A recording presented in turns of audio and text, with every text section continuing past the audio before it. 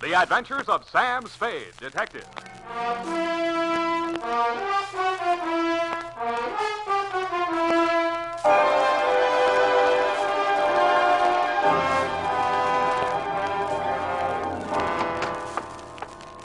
Effie? Effie? Oh. I waited. Say what you have to say and I'll go. You've been through a tough time, sweetheart. Well, you didn't make it any easier. You think it was a cakewalk for me? You think my nerves are made of rubber? You have no nerve. You're just a cold, callous Shut up. old detective. You're going to listen to me. You're going to sit still, not talk, and listen. When I've finished, you can say goodnight or goodbye. But first, you're going to listen to me. You remember how it started? Yesterday evening when you told me it was your mother's birthday, you were giving a party, you said, and you wanted me to come?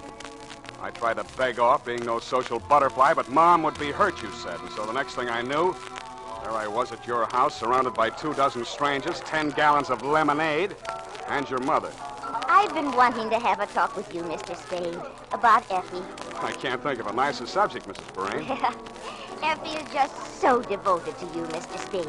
Yeah, well, I'm very devoted to Effie, too, Mother? Mrs. Perrine. What I mean is Mother, I think we should do something. The party's dying on its feet. Oh, you want me to spike the lemonade, Effie? It just so happens that I have here in my pocket a bottle of... I have a wonderful idea. It'll make the party one big, happy family. You just wait and see now.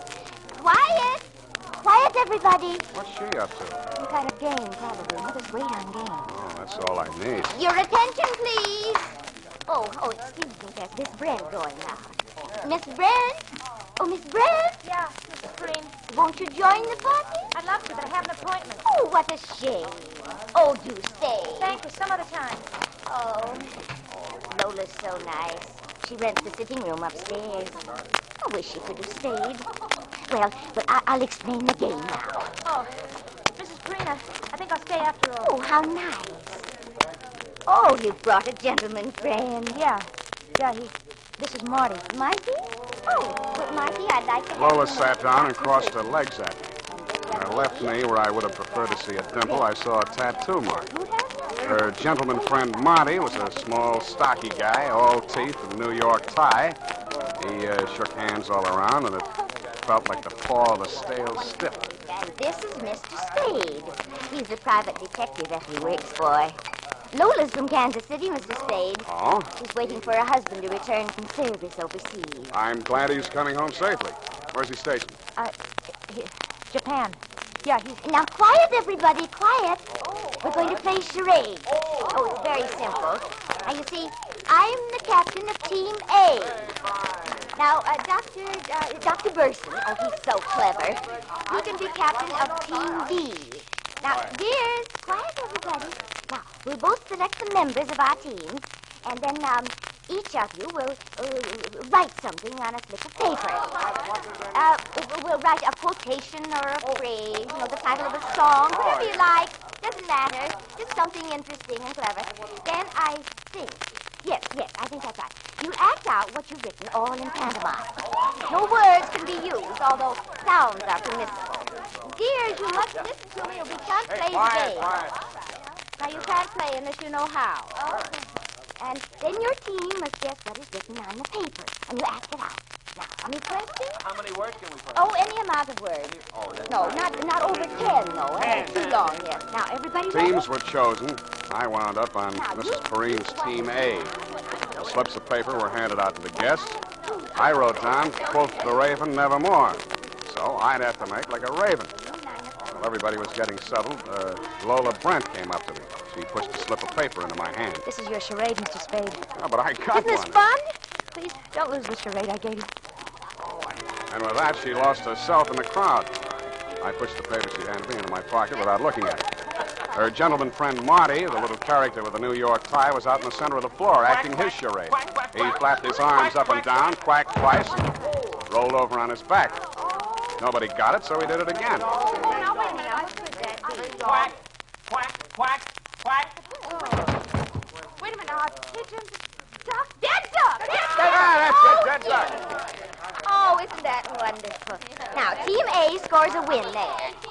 Let's go on, please. Well, sir, Mr. Dead Duck, we guessed you. So will you please get up now and we'll go on to the...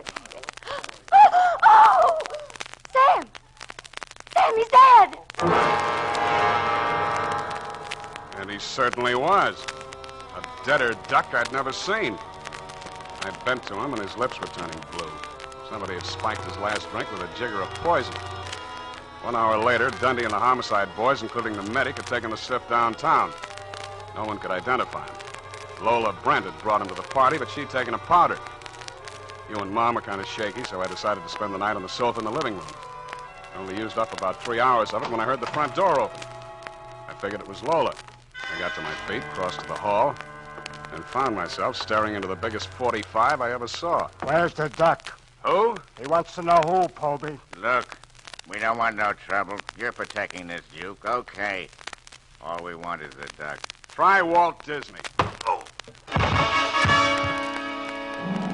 I should have known they had no sense of humor. The butt of the gun caught me behind the left ear. That's where it usually catches me. I don't know how much more sleep I packed away until I felt you shaking me. Sam! Sam! Huh? What, Effie? They took Mom. Those gunmen, they took Mom. What happened? They came into our bedroom. Yeah? They hit me. What? Right here. Yeah? And then they grabbed Mama. They wanted the duck. Huh? Sam, what were they saying? And they took Mom out with them. I'll call the police. Effie, no. But they've got Mom. Oh, for heaven's sake, Sam, they took my mother with them. No, we can't call the police, Effie. Not yet. They want something. They want the duck. I think Mom has it. Well, she's safe for a while, but if we call the police, Oh, she's... Sam, what shall we do? What shall we do? Keep our fingers crossed and play the rest of the caper by ear.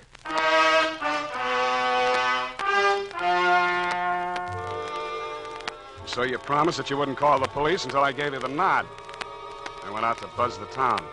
I figured it was an out-of-state mob, probably New York. The Gunzels were after the duck. Well, that made no sense. They thought I was the muscle for the juke joint. I hustled over to Jenny the Juke, because she didn't know the score. Nobody would. Her place was dark. And finally, she opened up and led me into the rear. When I mentioned the duck, she shut down tighter than a clam in December. It's blisters, Sam. Blisters, I tell you. This ain't only the local law. This is the feds. Go away, Sam. My joint ain't juking for the duration. Listen, Jenny, there's an out-of-state mob. They put the arm on my secretary's mother. She don't know the time of day. They pulled the wrong feather. I don't hear a word you say, Sam. They're mixed up in the juke joint, Griff. You know who they are. Where's the duck, Jenny? Sam, you're winging in the breeze, Now, Sam. give me a rundown, Jenny, or I'll tear your ears off. I want that old woman back safe. You can't muscle me, Sam. You know why? Because you'll tear my ears off, and that's where you'll stop. That's where they begin. Okay, Jenny, okay. One thing. Can you get word to them? Maybe. Will you try? Maybe. Tell them I've got the duck. I'll deal for the old woman. I'll try. Go back to your office. If I can throw a little weight, you'll get a call. If I can't, you can come back for my ears.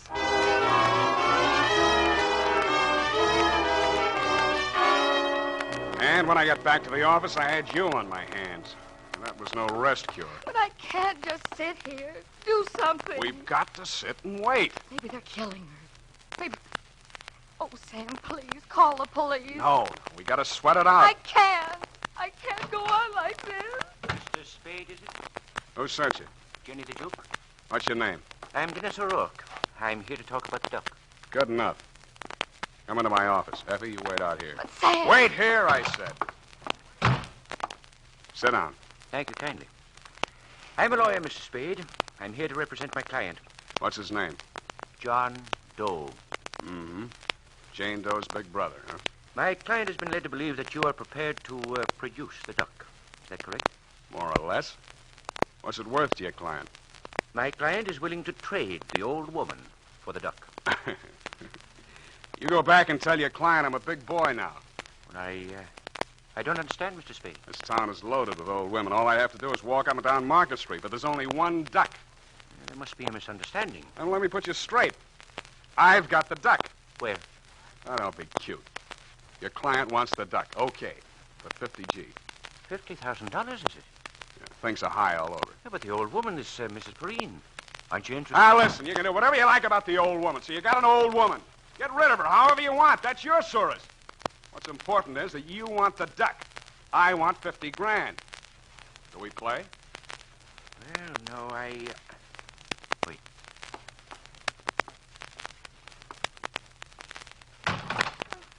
Effie, I thought we had an audience the other side of the door. What were you... shut up. Save it, Effie. This is business. Easiest money of the season. Well, if you're ready to talk business, we'll go and talk to my client, Mr. Spade. Now. Then let's go. Sam, what I heard you say. You did... Oh, Sam. You've known me a long time, Effie. But maybe you don't know me. The United States Armed Forces Radio Service is presenting the weekly adventure of Dashiell Hammett's famous private detective, Sam Spade.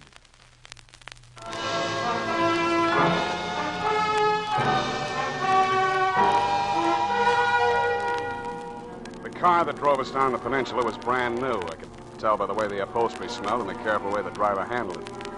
O'Rourke, the lawyer, sat up front, and I sat in the back, squeezed between two gunners. The gun muzzle stuck into my ribs told me all I needed to know about them. The rest of it I had to guess at. Time is hard to judge when you're blindfolded, but there's only one main road out of San Francisco by land. I know the towns and stops along it fairly well.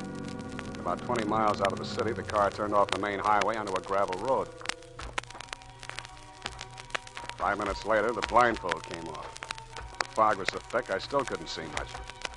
The gunners pushed me ahead of them into a shack that looked like a summer vacation cottage with a sign over the door that said, "Bide a wee." A sallow, mean-looking little man with a heavily scarred face met us at the door.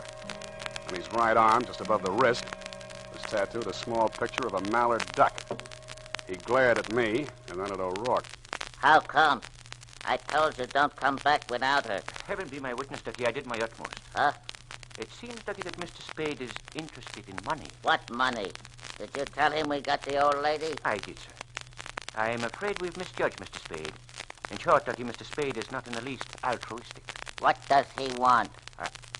You had better tell him, Mr. Spade. 50,000 now, another 50 G's when I deliver the duck. 100 G's is a lot of cash. You can afford it. Bugsy, bring in the old lady. I do wish that you'd explain to Mr. Morton. Sam. Well, it's high time. Do you know these men? This was a cute trick, Ducky, but it's going to cost you. The lady spoke to you, Spade. I told you it's going to cost you letting her see me here. The longer she stands here staring at me, the more it's going to cost you. Sam, what is it? If I've done anything to make you angry... Get her out of here! Mr. Morton said you were going to call for me, Sam. I don't understand. There, now, Mother. Don't. Come along now. Don't you worry about it. I want to go home. I really want to go home. You ought to be ashamed of yourself, Spade.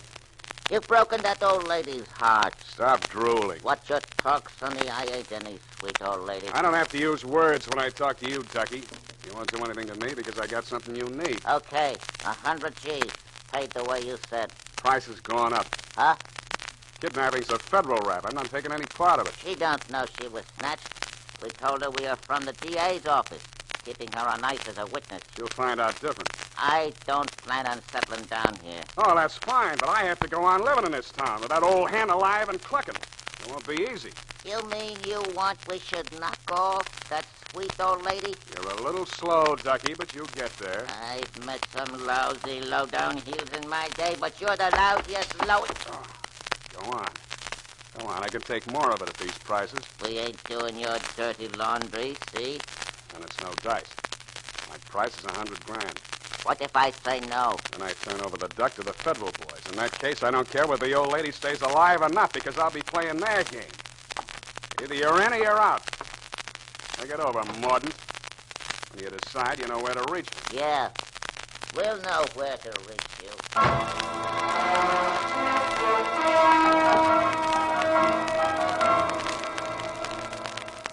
They drove me back to town blindfolded, and when they let me out of the car, all I could see, even without the blindfold, was the corner of Post and Kearny. When a streetcar came along, I tossed a coin whether to get on it or lie down on the tracks and let it run over me.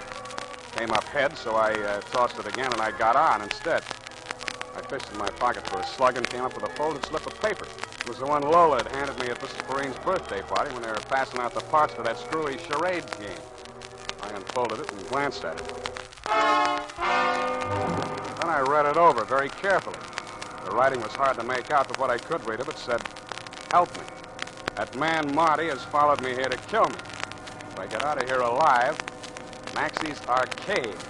I have $100.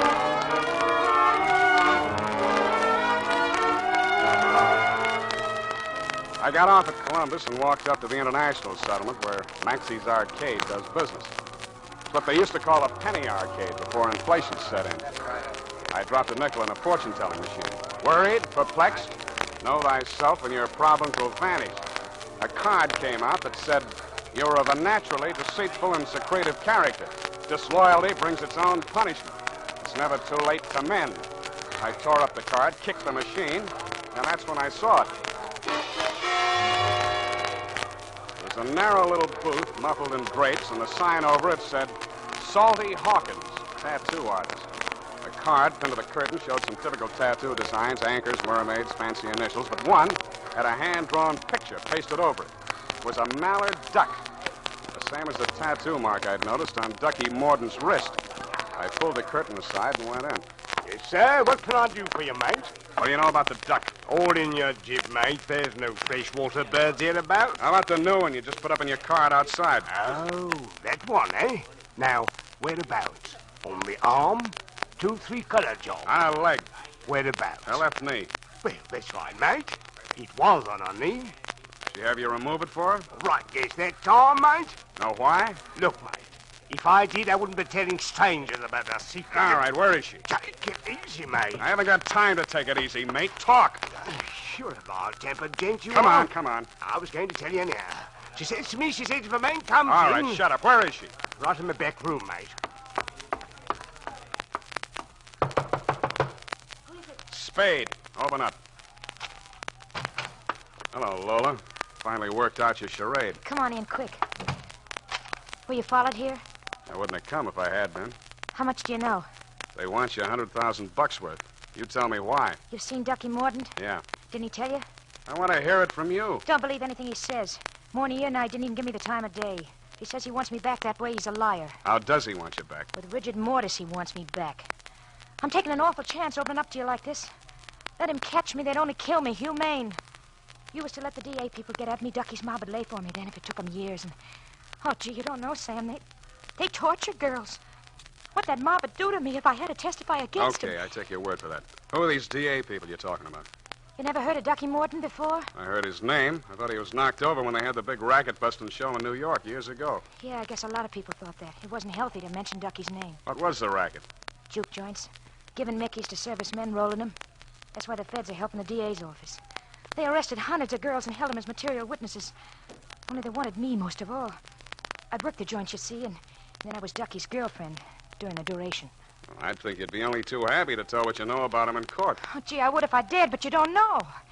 The DA's office say they'll give a girl protection, but how can they? What are you doing in San Francisco? Running away. Had my ticket on a boat. I was going to Honolulu. They was watching the boats. So then I found this room out in Oakland. Mrs. Preen was real nice to me. I never thought they'd find me there. And then Marty showed up. Honest, it was just a Mickey I put in his drink. Just like we used in the joints, I never knew it'd kill him.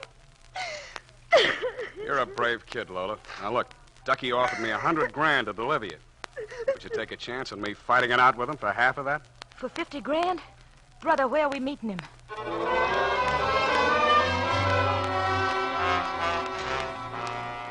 O'Rourke's car was parked outside my apartment building where I had a hunch it would be. The two gunners picked us up at the door, unloaded my hardware, and marched us up the stairs. Ducky opened the door of my apartment and waved us inside. Honey, you got it Keep all the wrong, plant see? outside, you two. Ducky, listen to me. Sit down. You too, Lola. Ducky, I swear I never said a word. I'd never talk, Ducky, even if they chopped my head off. We'll take up your suggestion later. I got a conference on with Mr. Spade here. You bring the money?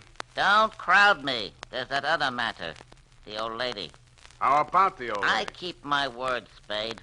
You delivered the duck, okay.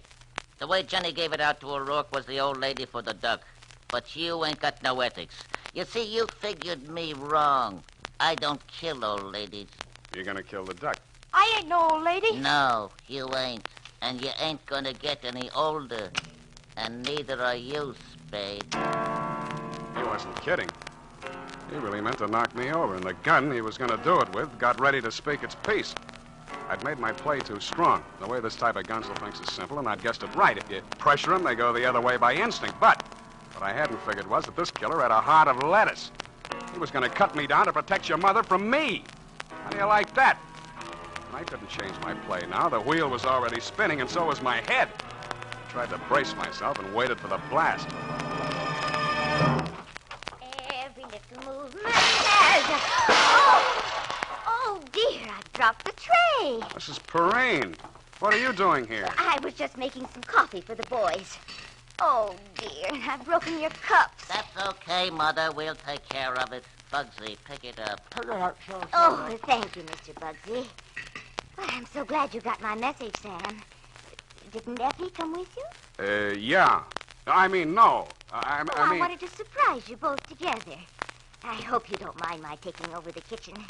It was so late and the boys were getting hungry, so I offered to make them coffee and hotcakes. Well, that was very nice of you. Mr. Mordaunt, put that pistol down for a moment and help me move this table out into the room. Huh? Oh, sure, Mother. Thank you. Oh, we've had such a good time. I've never been up so late in my life. Mr. Bugsy and I played a game called Blackjack, and I won $50. Wait till Effie hears about that. Yeah, wait till she hears. I suppose Effie will come with Mr. Bundy. Bundy? Oh, yes. I remember that Effie said you and she are often down at his office at police headquarters late at night. So I phoned there. Mother, Yes, Mr. Morton? did you say you phoned police headquarters? Oh, yes. That's where Mr. Bundy works. Mother, what did you tell Mr. Bundy? Well, just that you and the boys were here and that we were about to have some coffee. And he said he'd just love to come up and join us. And I said, do. And he said he would. With some of his boys. Did I say something wrong? No, Mom, not at all. All right, boys, practice. Oh, I believe that's Mr. Bundy now.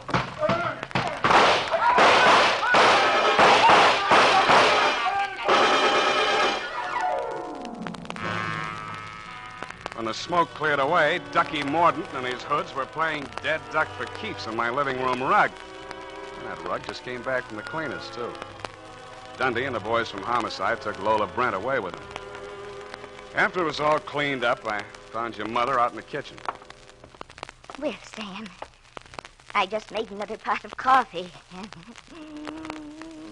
Oh, it's okay, Mom. It's okay. It's all over now. I know. I've been holding this back. Oh, Sam, I've never been so frightened in all my life. How does Effie stand it? You played it good, Mom. You played it real good. Did I? Was I as brave as Effie? Braver. And not only that, you got more brains.